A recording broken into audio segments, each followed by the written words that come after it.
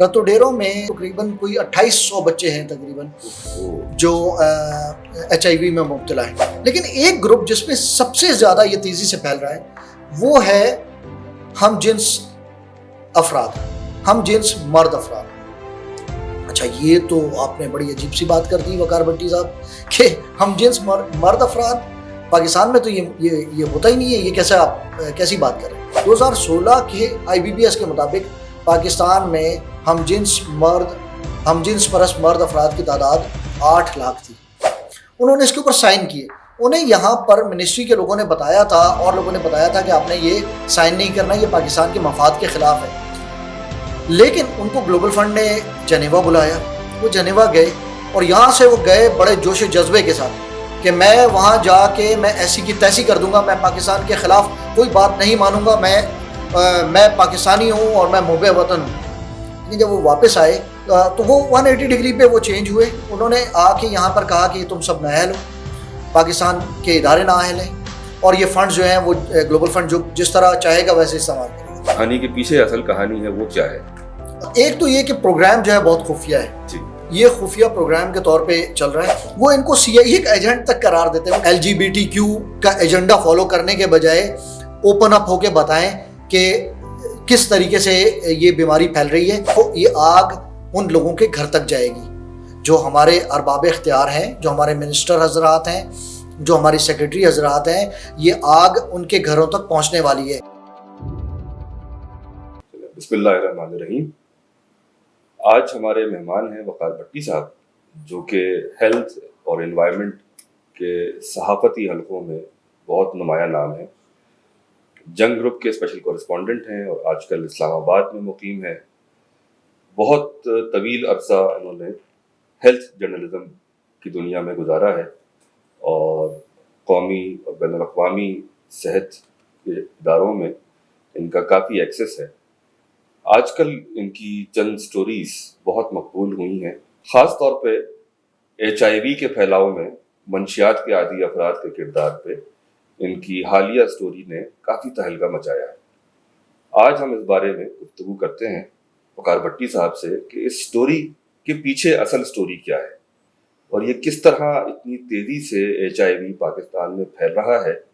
حکومت کا اس بارے میں ابھی تک کیا کردار ہے اس کی روک تھام کے لیے، بین الاقوامی ادارے NGOs پاکستان میں کیا رول پلے کر رہے ہیں اور اس وقت معاشرے میں اس کے سدباب کے لیے کیا کوششیں ہو رہی ہیں، اس پہ بھٹی صاحب سے ہم گفتگو کریں گے. تو تفصیلات میں جانے سے پہلے تھوڑا سا بیک گراؤنڈ آپ بتا دیجئے کہ کیا آپ کو موٹیویٹ کر رہا ہے آج کل، کیا ایسی یعنی چیزیں اس کا محرک بن رہی ہیں کہ اس پہ آپ نے اتنا زیادہ فوکس کر لیا ہے؟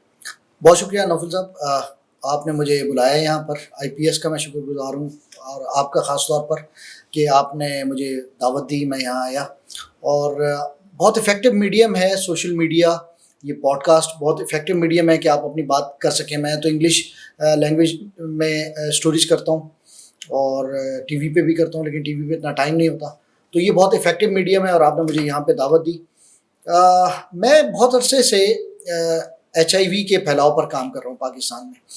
HIV پاکستان میں بہت تیزی سے پھیل رہا ہے اور یہ اتنی تیزی سے پھیل رہا ہے، لیکن اس کی جو آگاہی ہے، اس کے حوالے سے جو ایک سینسٹائزیشن ہونی چاہیے، ایک اویئرنیس ہونی چاہیے، نہ لوگوں میں ہے اور نہ ہی ہمارے پالیسی میکرز میں ہے.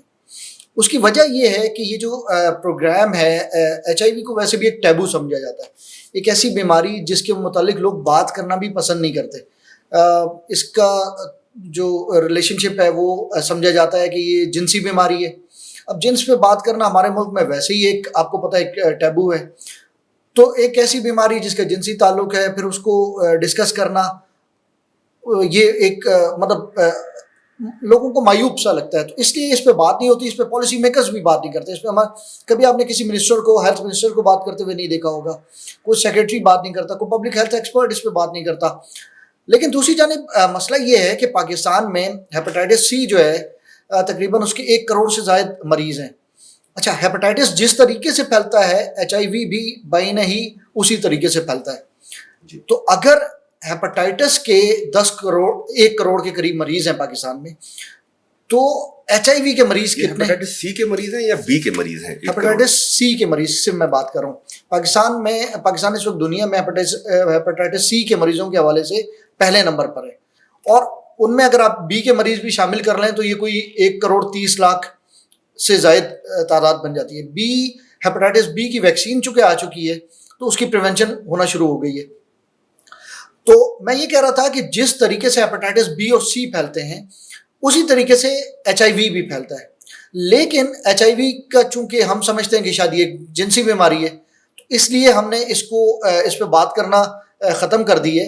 حالانکہ یہ صرف جو غیر محفوظ جنسی تعلقات ہیں اس کے علاوہ اور بھی اب طریقے ہیں جن کے ذریعے یہ پھیل رہا ہے. جی, لاڑکانہ میں جو پچھلے دنوں خبر ہوئی کہ سینکڑوں بچوں کو جو ہے وہ HIV کسی ڈاکٹر کے غلط پریکٹس کے نتیجے میں جو ہے وہ لگی, اور اس کی انکوائری کا کیا بنا, کچھ آپ کو؟ جی دیکھیں, اب لاڑکانہ جو ہے وہ وہاں پر ان کی تحصیل ہے, تعلقہ ہے, رتو ڈیرو کہتے ہیں اس کو.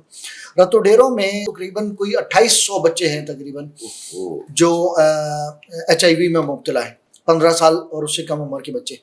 اچھا, یہ بچے جو ہیں جنسی تعلقات کے نتیجے میں انہیں HIV نہیں ہوا, انہیں ہوا ہے غلط انتقال خون سے, غیر محفوظ انتقال خون سے, ایسا خون جس میں HIV کا وائرس موجود تھا, یا انہیں وہ انجیکشن لگا جو کہ پہلے آپ کو لگا.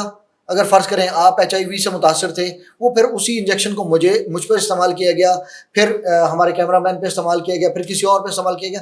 اس طریقے سے جو انجیکشنز کا بار بار استعمال ہے, ڈرپس کا استعمال, وہاں پہ تو اس طرح ہوتا تھا کہ ایک ڈرپ جو کہ 1000 ml کی ہے وہ 200 ml ایک بچے کو لگائی جاتی تھی, اس کے بعد وہ نکال کے دوسرے بچے کو 30 روپے وہاں پہ چارج کیا جاتا تھا, فیس چارج کی جاتی تھی. تو HIV جو ہے وہ ہمارے ملک میں بہت ملٹیپل طریقوں سے پھیل رہا ہے. اس میں جو ہے وہ ایک جو سب سے بڑا گروپ ہے, میں نے یہ بتایا, اس کو کہتے ہیں پور انفیکشن پریونشن اینڈ کنٹرول. ایک تو یہ بہت بڑا ذریعہ ہے غیر محفوظ جو انتقال خون ہے, اور یہ جو انجیکشنز اور ڈرپس کا بار بار استعمال ہے اسپتالوں کے اندر, یہ بہت زیادہ ہو رہا ہے. جو اسپتالوں میں جو ہاسپٹل ویسٹ ہے, یہ بجائے اس کے کہ اس کو ڈسپوز آف کیا جائے, اس کو انسنریٹ کیا جائے, یہ مارکیٹ میں بکتا ہے, سرنجز ری پیک ہوتی ہیں اور اس کے بعد وہ دوبارہ لگتی ہیں, کچرا کنڈیوں میں پھینکا جاتا ہے. وہاں پہ جو ہے وہ بچے جو کچرا چننے والے ہیں وہ بھی اس کو ہاتھ لگا رہے ہوتے ہیں. ہاں جی, یہ بھی بہت بڑا ایک ولنریبل سیگمنٹ ہے. جی, ایک تو یہ, دوسرا یہ کہ یہ ہمارے جو ڈرگ یوزرز ہیں ہمارے ملک میں سرنج کے ذریعے نشہ کرنے والوں کی تعداد بہت زیادہ ہے.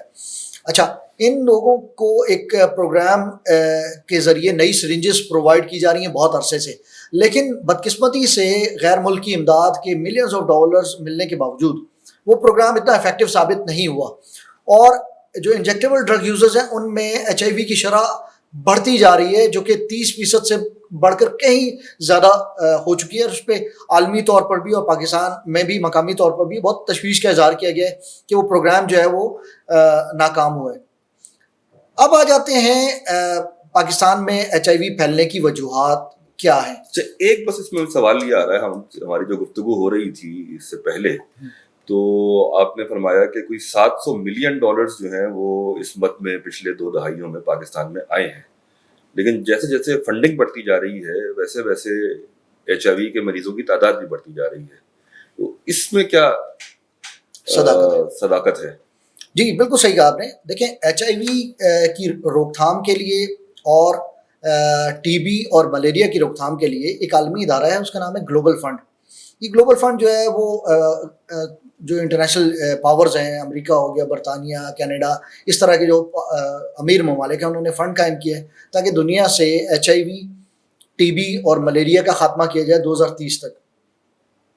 اس کے تحت پاکستان کو 2003 سے لے کر اب تک تقریباً $700 ملین کی امداد مل چکی ہے, اور HIV کے لیے آپ سمجھیں کہ تقریباً $300 ملین کے قریب جو ہے پاکستان کو ملین ڈالرز, $700 ملین پورے اس کے لیے, TB, ملیریا اور HIV کے لیے, اور $300 ملین صرف اور صرف HIV کی روک تھام کے لیے گلوبل فنڈ نے دیے ہیں.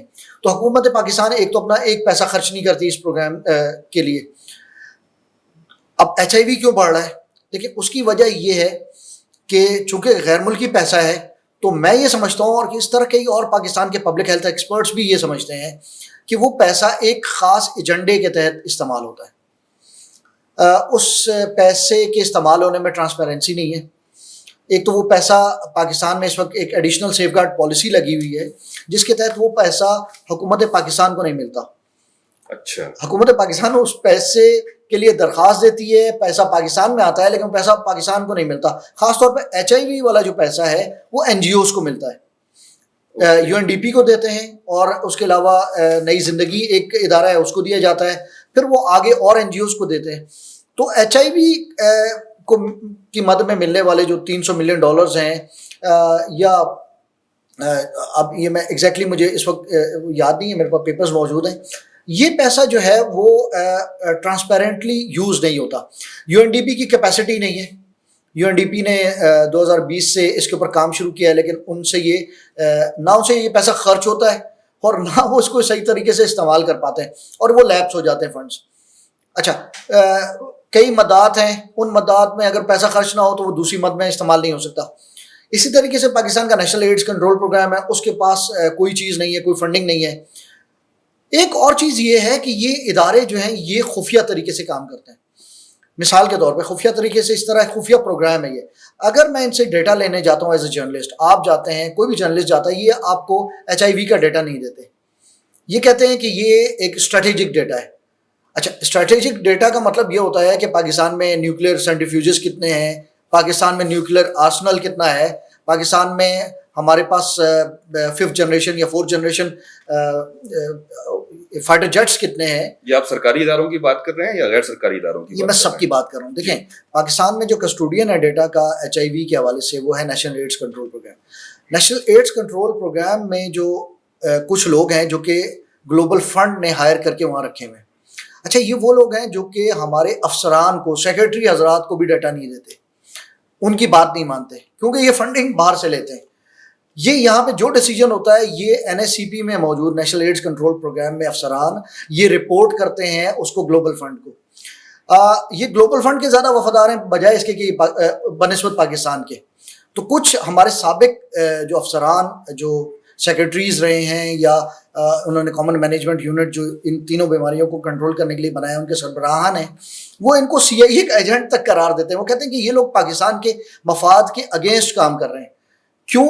کیونکہ یہ ایک تو کوئی بات ماننے کو تیار نہیں ہوتے, ہر پالیسی میں یہ رکاوٹ ڈالتے ہیں. یہ ایک ایجنڈا ڈریون قسم کی ڈرائیو کا حصہ ہیں. کبھی آپ نے وزارت صحت سے اس بارے میں بات کی, کوئی پارلیمنٹ میں اس کے بارے میں گفتگو ہوئی ہو, کوئی سوال اٹھا ہو, کوئی استحقاق کی موومنٹ تحریک جو ہے وہ پیش کی گئی ہو کہ ڈیٹا اگر نہیں دے رہے تو منسٹری جو ہے وہ اس پہ جو ہے کوئی ایکشن لے؟ دیکھیں, میں نے جیسے سب سے پہلے شروع میں کہا تھا کہ چونکہ یہ ایک ٹیبو بات ہے, جنسی, میں اگر یہاں پہ غیر محفوظ جنسی تعلقات کی بات کروں تو شاید آپ کا ادارہ بھی جو ہے اس کو ایڈٹ کر دے. ہم اگر بات کریں مردوں میں ہم جنس پرستی کی, شاید اس کو معیوب سمجھا جائے. ہو سکتا ہے باپ اپنے بچے کو نہ دیکھنے دے. مطلب یہ اس طرح کے معاملات ہیں. تو اس وجہ سے نہ پارلیمنٹیرینز اس پہ بات کرتے ہیں, نہ منسٹری میں کوئی بات کرتا ہے. لیکن میں آپ کو یہ بتاتا چلوں کہ یہ جو ادارہ ہے گلوبل فنڈ, یہ اتنا بھی ٹرانسپیرنٹ ادارہ نہیں ہے.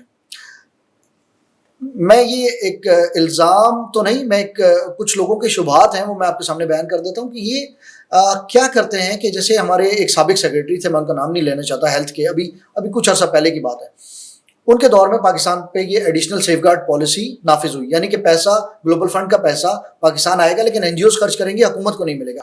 انہوں نے اس کے اوپر سائن کیے. انہیں یہاں پر منسٹری کے لوگوں نے بتایا تھا اور لوگوں نے بتایا تھا کہ آپ نے یہ سائن نہیں کرنا, یہ پاکستان کے مفاد کے خلاف ہے. لیکن ان کو گلوبل فنڈ نے جنیوا بلایا, وہ جنیوا گئے, اور یہاں سے وہ گئے بڑے جوش و جذبے کے ساتھ کہ میں وہاں جا کے میں ایسی کی تیسی کر دوں گا, میں پاکستان کے خلاف کوئی بات نہیں مانوں گا, میں پاکستانی ہوں اور میں محب وطن ہوں. لیکن جب وہ واپس آئے تو وہ 180 ڈگری پہ وہ چینج ہوئے. انہوں نے آ کے یہاں پر کہا کہ تم سب نااہل ہو, پاکستان کے ادارے نااہل ہیں, اور یہ فنڈ جو ہیں وہ گلوبل فنڈ جو جس طرح چاہے گا ویسے استعمال کرے گا. تو وہ وہاں پہ کوئی ان کے پاس گیدڑ سنگھی ہے. یہ جو غیر ملکی دورے ہیں نا, یہ ہمارے اچھا, اس میں غیر ملکی دوروں کا بھی بہت بڑا ہاتھ ہے. کامن مینجمنٹ یونٹ جو ہے جس میں TB, ایڈز, ملیریا کے لیے فنڈنگ آتی ہے, اس کے سربراہان پھر ان پروگرام کے جو ڈپٹی نیشنل کوآرڈینیٹرز ہیں یہ دورے کرنے کے بڑے شوقین ہیں. یہ غیر ملکی دورے کرتے ہیں, یہ افریقہ کے دورے کریں گے, یہ جنیوا جائیں گے, یہ پرتگال جاتے ہیں, یہ تھائی لینڈ ان کو بہت پسند ہے, وہاں پہ HIV کا کنٹرول بہت اچھا ہوتا ہے, فلپینز جائیں گے, ان کو دورے, اور پھر یہ TADA بھی لیتے ہیں. ایک صاحب ہیں وہ اب موجود نہیں ہیں یہاں پر, ان 3 بیماریوں میں سے ایک کے وہ سربراہ تھے, انہیں کوئٹہ جانا بہت پسند تھا, اور وہ کوئٹہ جاتے تھے, واپس آتے تھے, اور ان کا ماہانہ کا 30 لاکھ روپے تک کا بل بن جاتا تھا. تو بہرحال یہ تو خیر ایک پورے انتظامی مسائل ہیں, اور ظاہر آپ صحافی ہیں, اس پہ آپ نظر بھی رکھتے ہیں, اس کو رپورٹ بھی کرتے ہیں, اور یہ تو خیر مجموعی صورتحال ہے, صرف صحت کی نہیں ہے. تو بہرحال میرے خیال میں آپ اس پہ ہم آ جاتے ہیں اصل موضوع پہ, کہ جو آپ کی حالیہ خبر ہے, خاص طور پہ جو منشیات کے عادی افراد, اور آج کل جو یہ نئے نشے مارکیٹ میں انٹروڈیوس ہوئے ہیں, اور اس میں ایک ایلیٹ طبقہ بھی مبتلا ہے, مڈل کلاس بھی مبتلا ہے, اور یہ جو پرانے نشے ہوتے تھے جس میں یہ غریب لوگ زیادہ مبتلا تھے, اور آپ دیکھتے تھے کہ سڑکوں پہ, کچرا کنڈیوں میں, نالوں میں, پلوں کے نیچے, تو اب لیکن یہ صورتحال ذرا تبدیل ہوئی ہے, اور ایک بڑی تعداد میں ایلیٹ کلاس اور مڈل کلاس کے اندر یہ نشے کے عادی افراد کی تعداد بڑھ رہی ہے. اور جو حالیہ آپ کی رپورٹ کے مطابق کیسز ہیں HIV کے, وہ بھی انہی میں زیادہ ہیں. تو اس کے اوپر آپ ذرا بتائیے گا کہ یہ کس طرح آپ کی معلومات آپ کو یہ حاصل ہوئی ہیں, کن لوگوں سے آپ ملے ہیں, اور یہ بیک گراؤنڈ اس کا, یعنی جو کہانی کے پیچھے اصل کہانی ہے وہ کیا ہے؟ بہت شکریہ. دیکھیں, HIV پھیلنے کے میں نے آپ کو جیسے بتایا کہ کچھ ذریعے ہیں. ایک تو یہ خون کے ذریعے پھیلتا ہے, انتقال, غیر محفوظ انتقال خون, اور دوسرا ہے سیکشول سیکریشنز, جنسی رطوبتوں کے ذریعے یہ پھیلتا ہے. یہ 2 اس کے بڑے ذریعے ہیں. اس کے علاوہ اور کوئی طریقہ نہیں ہے جس سے یہ HIV, ایک طریقہ ہے ماں سے بچے کو, اگر ماں HIV پازیٹیو ہے اور وہ پریگننٹ ہو جاتی ہے, اس کے بچے میں یہ آ جائے گا. اب ویسے ایسی ادویات موجود ہیں کہ ماں اگر HIV پازیٹیو ہے تو اس کے بچے کو HIV نیگیٹو کے طور پہ پیدا کروایا جا سکتا ہے. تو یہ 2 بیسک طریقے ہیں, ایک تو غیر محفوظ انتقال خون, اور دوسرا جنسی رطوبتیں اور ماں سے بچے کی ٹرانسمیشن. پہلے ہمارے ملک میں یہ سمجھا جاتا تھا کہ یہ جو سرنج کے ذریعے نشہ کرنے والے افراد ہیں, ان میں HIV سب سے زیادہ ہے. لیکن اب یہ ہمیں اندازہ ہوا ہے, کچھ سرویز آئے ہیں, کچھ نئی تحقیق ہوئی ہے, اس کے مطابق جو سرنج سے نشہ کرنے والے افراد ہیں جو ہیروئن کا استعمال کرتے تھے ماضی میں, ان میں اب یہ پلیٹو آ گیا. پلیٹو کا مطلب یہ کہ یہ اوپر جا رہا تھا, اور اوپر جا کے یہ ایک پلیٹو آ گیا ہے. اب یہ اس سے اوپر نہیں جا رہا ہے, اب یہ نیچے ہی آ سکتا ہے. اگر اور انٹرونشن کی تو ان میں یہ نیچے آ جائے گا. لیکن ایک گروپ جس میں سب سے زیادہ یہ تیزی سے پھیل رہا ہے وہ ہے ہم جنس افراد, ہم جنس مرد افراد. اچھا, یہ تو آپ نے بڑی عجیب سی بات کر دی وقار بھٹی صاحب, کہ ہم جنس مرد افراد پاکستان میں تو یہ ہوتا ہی نہیں ہے, یہ کیسی بات کر رہے ہیں. 2016 میں اس کا ایک سروے ہوتا ہے, اس کو کہتے ہیں integrated biological and behavioural survey, IBBS کہلاتا ہے. یہ 5واں راؤنڈ تھا 2016 میں, اب اس سال 6واں راؤنڈ اس کا شروع ہو رہا ہے. 2016 کے IBBS کے مطابق پاکستان میں ہم جنس پرست مرد افراد کی تعداد 8 لاکھ تھی, اور یہ ڈاکومنٹڈ ہے. یہ مطلب ایک ان کا ایک ایسٹیمیٹڈ نمبر تھا جو انہوں نے اس IBBS کی بیس پہ قائم کیا تھا. لیکن وہ بھی, اس کو بھی ماہرین کہتے ہیں کہ یہ ایک ٹپ آف دا آئس برگ ہے, کہ برف کا وہ ٹکڑا پہاڑ کا جو کہ سمندر سے سوشو اکنامک کلاسز میں جو ہے اس کی کیا ڈسٹریبیوشن ہوگی. دیکھیں, ہم جنس پرستی جو ہے یہ ہر کلاس میں موجود ہے ہمارے ملک میں. ہم نے آنکھیں بند کی ہوئی ہیں, ہم نے سر ریت میں ڈالا ہوا ہے. سب سے پہلے ہمارے ہاسٹلز میں, چاہے وہ مدارس کے ہاسٹلز ہوں, چاہے وہ ہمارے ایجوکیشنل انسٹیٹیوشنز کے ہاسٹلز ہوں, جہاں پہ بھی ہاسٹلز ہیں جہاں پہ صرف مرد حضرات رہتے ہیں, بچے رہتے ہیں, وہاں پہ ہم جنس پرستی پنپ رہی ہے, موجود ہے, اور بہت تیزی سے پھیل رہی ہے. لیکن یہ جو میں نے جو اسٹوری کی ہے, میں نے یہ اسٹوری کی ہے کہ یہ HIV کا پھیلاؤ خاص طور پر ان افراد میں جو کہ ایک نیا نشہ ہے جسے ہم کہتے ہیں میتھ ایمفیٹامین. میتھ ایمفیٹامین کو اسٹریٹ نام جو ہے اس کا آئس بھی ہے, کرسٹل بھی ہے, اسپیڈ بھی اسے کہتے ہیں. اس کے نشے کے زیر اثر پاکستان میں ہم جنس پرست افراد میں جو ٹرانسجنڈر کمیونٹی ہے اس میں، فیمیل سیکس ورکرز میں، اور اسٹریٹ افراد میں، وہ لوگ جو کہ مطلب ان تینوں میں سے نہیں ہیں ان میں. تو یہ 4 گروپس میں، بلکہ ابھی ایک 5واں گروپ بھی سامنے آیا ہے، وہ ہے بیگرز کا، جو ہمارے جی ایک سٹوری آپ کی اس میں بھی ہے کہ جو ڈسٹریبیوٹ ہو رہی ہے منشیات خاص طور پہ اسلام آباد راولپنڈی میں، تو یہ سگنلز پہ جو بھیک مانگنے والے لوگ ہیں وہ بیسکلی اس کو یعنی اسٹریٹ وینڈرز کے طور پہ یہ منشیات بیچ رہے ہیں. دیکھیں وہ ایک تو ان کی جو ہمارے یہ بھکاری ہیں ان کی بہت بڑی تعداد جو ہے اس وقت وہ آئس کے نشے میں مبتلا ہے. اسلام آباد انتظامیہ کا تخمینہ ہے کہ 80 سے 90% جو بھکاری ہیں، جو ایڈلٹ بھکاری ہیں، وہ آئس کا نشہ کرتے ہیں. اچھا وہ نہ صرف آئس کا نشہ کرتے ہیں بلکہ وہ بیچتے بھی ہیں. تو وہ سگنلز پہ، چوراہوں پہ، روڈوں پہ نہ صرف خود نشے میں ہوتے ہیں بلکہ وہ اگر ان سے کوئی لینے آتا ہے تو وہ ان کو وہ بیچ بھی رہے ہوتے ہیں. اس کے علاوہ وہ ان کے یہ اندازے ہیں یا باقاعدہ اس پہ کوئی اسٹڈی ہوئی ہے کہ 80-90% تو بہت بڑی فگر ہے؟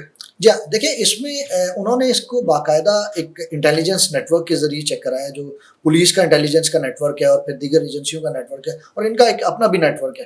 تو ابھی ایک تخمینہ ہے. اصل تو جب یہ ان کو باقاعدہ اپریہینڈ کیا جائے گا اور ان کے بعد ٹیسٹ لیے جائیں گے تو اس کے بعد ایک ہو سکتا ہے یہ تعداد کم ہو، لیکن جو انٹیلیجنس کے جو تخمینے ہیں اس کے مطابق تو یہ تقریباً 80% یا کچھ کہتے ہیں کہ 90% تک یہ وہ ہے. لیکن یہ بہت بڑی تعداد ہے جو بھکاری جو ہیں وہ نہ صرف خود آئس کے نشے میں مبتلا ہیں بلکہ وہ اس کے ڈیلرز بھی ہیں، اسٹریٹ وینڈرز ہیں، اور وہ سیکس ورک میں بھی انوالو ہیں. تو وہ سیکشول ایکٹیویٹیز میں انوالو ہیں. تو ایچ آئی وی جو ہے، واپس آتے ہیں ایچ آئی وی پہ. ایک تو یہ اس نشے کے زیر اثر H I V sexual activities, اس کو کہتے ہیں ہائی رسک بیہیویئر، کہ نشے کی حالت میں لوگ جو جنسی عمل میں مبتلا ہوتے ہیں ان کو ہوش نہیں رہتا اور انہیں یہ احساس نہیں رہتا کہ وہ کر کیا رہے ہیں. اس کے نتیجے میں یہ ایک ہائی رسک بیہیویئر ہوتا ہے، اور وہ ہائی رسک بیہیویئر جو ہے وہ لیڈ کرتا ہے to the spread of H I V. اچھا اس میں ان کو پروٹیکشن کا کوئی خیال نہیں ہوتا، کسی طرح کی محفوظ سیف، اور کوئی ایک بھی متاثرہ شخص ہے تو وہ درجنوں لوگوں کو متاثر کر سکتا ہے. اب یہ جو آئس ہے اس کا ایک ہمیں سائیڈ ایفیکٹ یا کچھ لوگ اس کو بینیفٹ بھی کہتے ہیں، وہ یہ کہتے ہیں کہ یہ انسان کو سپرمین بنا دیتا ہے. یہ انرجی لیول اتنا زیادہ کر دیتا ہے بندے کو، اتنا اوور کانفیڈنٹ بنا دیتا ہے، اور اس کی جو سیکشول ارج ہے اور اس کی جو انرجی ہے وہ اتنی زیادہ بڑھ جاتی ہے کہ آپ اس کا کوئی اور تاریخ میں ہمیں اس کو کوئی میچ نہیں ملتا. تو ہم جنس پرست افراد میں یہ آئس کا استعمال اس وجہ سے کہ یہ ان کو بہت زیادہ انرجیٹک بناتا ہے، بہت زیادہ پاورفل بنا دیتا ہے، یہ بہت زیادہ ہے. لیکن چونکہ یہ نشہ بھی ہے تو وہ نشے میں کچھ اس کا ان کو کوئی تمیز تو رہتی نہیں ہے. ایک اور چیز ہے، اس کے لیے ایک ورڈ استعمال ہوتا ہے، اس کو کہتے ہیں کیم سیکس، کیمیکل سیکس کی اصطلاح ہے، پوری دنیا میں استعمال ہوتی ہے. ہمارے یہاں کیم سیکس پارٹیز ہو رہی ہیں، اسلام آباد میں، راولپنڈی میں، کراچی میں، لاہور میں کیم سیکس پارٹیز ہو رہی ہیں. یہ ایلیٹ کلاس کے اندر ہو رہی ہیں، یہ ایلیٹ کلاس کے اندر بھی ہو رہی ہے، اس میں مڈل کلاس کے لوگ بھی شامل ہیں. اس کی کاسٹ کیا بہت ریچیبل ہے مڈل کلاس کے بھی؟ یعنی ہیروئن اور اس طرح کا نشہ جو ہے عموماً ویسے تو کافی مہنگا ہوتا ہے. جی دیکھیں مجھے جو بتایا گیا وہ یہ بتایا گیا کہ 1500 سے 2000 روپے پر گرام آپ کو کرسٹلائز مل جاتی ہے. اچھا 1 گرام جو ہے وہ ضروری نہیں ہے کہ آپ ایک ہی دن میں استعمال کر لیں، اس کو ملٹیپل ٹائمز پہ استعمال کیا جا سکتا ہے. تو یہ کافی افورڈیبل ہے، مطلب ان لوگوں کے لیے جو اگر اچھے پیسے کما رہے ہیں. بھکاریوں کے لیے تو بہت افورڈیبل ہے، وہ تو 10-10 15-15 ہزار ایک دن میں کما لیتے ہیں. تو 1500 سے 2000 اچھی کوالٹی کی 2500 تک آپ کو 1 گرام مل جاتی ہے، اور وہ ملٹیپل اس کے استعمالات ہوتے ہیں. تو ہم جنس پرست افراد میں اس کا استعمال ایک تو بہت زیادہ بڑھ گیا ہے، اور اس کے ساتھ ساتھ یہ ٹرانسجنڈر کمیونٹی جو ہے، جو ہمارے خواجہ سرا ہیں، خواجہ سرا جو ہے بیچارے اس ملک کا ایک مظلوم طبقہ ہے، ان کے پاس کوئی جاب اپرچونیٹیز تو ہوتی نہیں ہے. تو وہ 2 کام کرتے ہیں، یا تو بھیک مانگتے ہیں، گانا بجانا کرتے ہیں، بھیک مانگتے ہیں، اور یا پھر وہ غیر جسم فروشی میں مبتلا ہے. اب میں نے آپ کو بتایا کہ بھکاری بھی اس میں مبتلا ہیں اور جسم فروش بھی مبتلا ہیں، تو یہ تو ڈبل ایجڈ ویپن ہو گیا. تو ٹرانسجینڈرز کی ایک بہت بڑی کمیونٹی آئس کرتی ہے، آئس کا نشہ کرتی ہے. ایک ان کو کسی نے یہ بھی بتا دیا ہے کہ اگر آپ آئس کا استعمال کرتے ہیں تو اس سے آپ کا وزن کم ہوگا. تو چونکہ انہیں سلم اینڈ اسمارٹ خواتین کے طور پہ اپنے آپ کو پیش کرنا ہوتا ہے، تو وہ اس وجہ سے بہت تیزی سے اس کو استعمال کر رہے ہیں آئس کو. فیمیل سیکس ورکرز جو ہیں، جو ایک قدیم پیشہ دنیا کا، وہ ہمارے ملک میں بھی ہے، اور اس میں جو مبتلا خواتین ہیں وہ بھی اس نشے میں مبتلا ہیں. اب یہ تینوں گروپس جو ہیں، چاروں گروپس، جب یہ نشہ کرتے ہیں اور اس کے بعد یہ جنسی تعلقات قائم کرتے ہیں ایک سے زائد لوگوں سے، تو میں نے آپ کو بتایا کہ ایک تو پروٹیکشن کا وہ خیال نہیں رکھتے، پھر وہ ملٹیپل پارٹنرز کا اس میں انوالومنٹ ہوتی ہے، تو یہ ان میں یہ بہت تیزی سے HIV پھیل رہا ہے. سو مچ سو کہ اس وقت پاکستان میں MSM men having sex with men ایک گروپ ہے جس کو انٹرنیشنلی ریکگنائز کیا جاتا ہے. اس میں سب سے زیادہ تیزی سے HIV پھیل رہا ہے. پہلے انجیکٹیبل ڈرگ یوزرز میں تیزی سے پھیل رہا تھا، اب میں نے بتایا کہ وہ پلیٹو ہو چکا ہے. اب MSM میں یہ سب سے زیادہ تیزی سے پھیل رہا ہے. تو اس میں ادھر جو آپ نے بتایا اسٹوریز پبلش بھی ہو گئی ہیں، تو میرا خیال ہے تفصیل میں جائے بغیر پالیسی لیول پہ، حکومتی سطح پہ، اس پہ آپ کی اسٹوریز کے مطابق نہ فنڈز اویلیبل ہیں، اور جو ادارے اس میں کام کر رہے ہیں وہ بھی ڈونر فنڈڈ ہیں، اور ان پہ کوئی اوور سائٹ ممکن نہیں ہے، کیونکہ ان کو ایک ڈپلومیٹک امیونٹی بھی حاصل ہو گئی ہے اب، یا وہ مزید بھی چاہ رہے ہیں. اس میں کچھ اس طرح کی سٹوری بھی ایک آپ کی آئی تھی.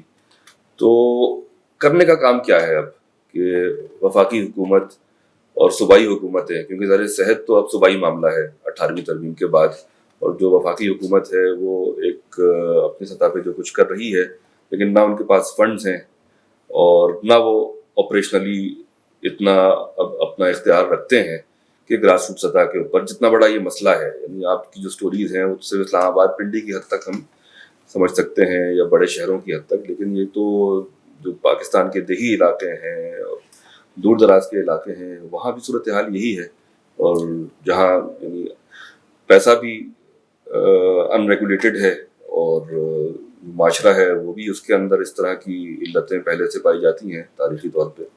لیکن اب جو ایک اس چیز کو فیشنیبل بنا دیا گیا ہے، اور ایک انٹرنیشنل فنڈنگ اور انٹرنیشنل سپورٹ پیٹرنیج کے نتیجے میں پورا یعنی یہ جو LGBTQ+++ کا ایک شور بھی ہم سن رہے ہیں، اور اس کو باقاعدہ یعنی ویسٹ میں تو اب اس میں ٹیکسٹ بکس کے اندر بھی اس کو پڑھایا جا رہا ہے، اور والدین بھی پریشان ہیں، پورے معاشرے اس کے وہاں پہ یعنی امریکہ میں خاص طور پہ میں موجود تھا جولائی اور جون کے مہینے میں پرائڈ منتھ کے طور پہ، ایگزیکٹلی جون کا جو مہینہ تھا اسی سال کا، اس کو پرائڈ منتھ کے طور پہ منایا گیا، اور اس چیز کو پروموٹ بھی کیا جا رہا ہے. اور جو یعنی جن کا بہت کوئی مذہبی یا روحانی اورینٹیشن جن لوگوں کی نہیں ہوتی، وہ جلدی اس چیز کو اڈاپٹ بھی کر لیتے ہیں کہ اچھا دنیا میں یہ ہو رہا ہے تو ہم بھی کریں. اس کے فائدے بھی ہیں، پولیٹیکل اسائلم بھی مل جاتے ہیں، اور بھی کئی اس یعنی پورا جو نیٹ ورک ہے اس کا ایک اپنا سپورٹ سسٹم ہے خاص.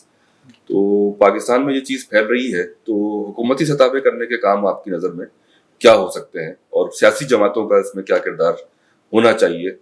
جی بہت شکریہ. آپ نے بہت دیکھیں یہ ایک نشست میں ختم ہونے والا موضوع نہیں ہے، اور نہ مختصراً یہ پہلی بات تو آپ نے ڈپلومیٹک کمیونٹی کی بات کی. گلوبل فنڈ جو ہے جو کہ پاکستان کو فنڈز دیتا ہے، اس کا کہنا یہ ہے، اس کی درخواست یہ ہے کہ ہم فنڈز حکومت پاکستان کو دیں گے اور اس کے اداروں کو خرچ کرنے دیں گے یا جیسے وہ چاہیں گے، پرووائڈڈ بشرط یہ کہ وہ ہمیں ڈپلومیٹک اسٹیٹس دے دیں.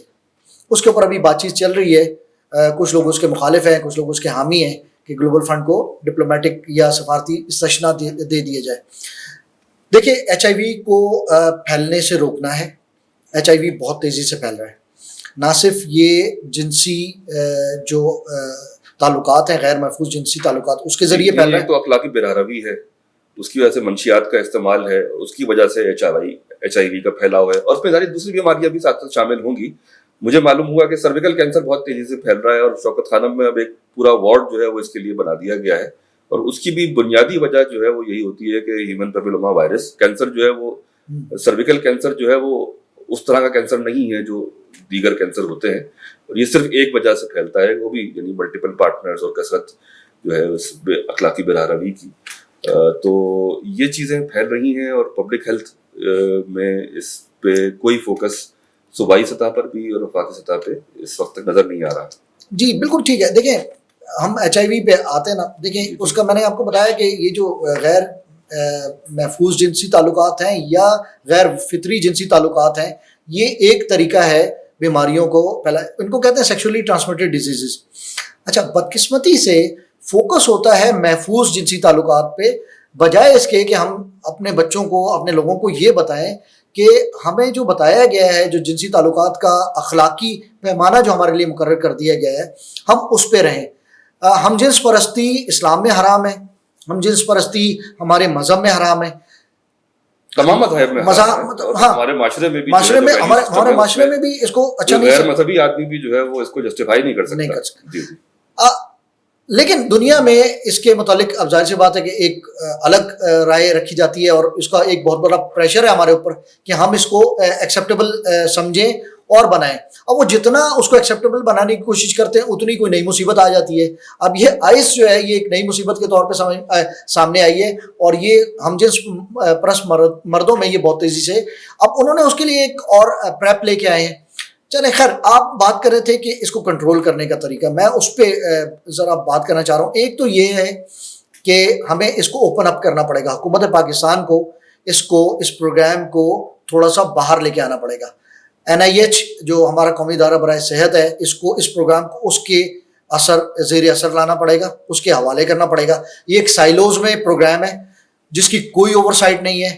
اس کے اندر جو لوگ ہیں، کبھی کوئی ریڈیولوجسٹ اس کا ڈپٹی نیشنل کوآرڈینیٹر بن جاتا ہے، کبھی کوئی ڈینٹسٹ. اس وقت جو صاحب ہیں وہ ڈینٹسٹ ہیں، ان سے پہلے خاتون تھی وہ ڈینٹسٹ تھی، اس سے پہلے ایک صاحب تھے، ان کا کبھی پبلک ہیلتھ کا کوئی ایکسپوجر نہیں تھا. ڈینٹل پروسیجر بھی پھیلتا ہوگا.